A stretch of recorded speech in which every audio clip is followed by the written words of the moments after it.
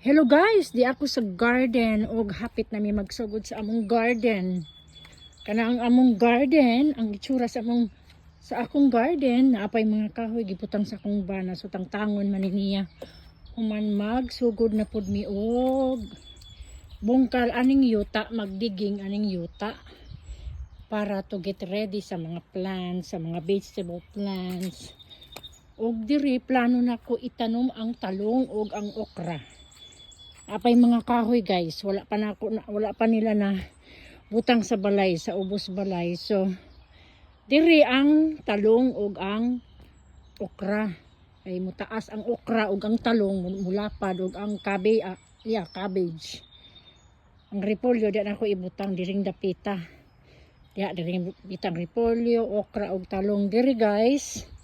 Mga guys, diri dapita ang kanang mukamang nga vegetables like string beans, balatong ug unsa pa diha na gay naapay string beans nga nauga o pwede pa na ko na itanom na ay seeds ana matanom pa guys. Sa pwede na human among mga kahoy na pa sa gawas.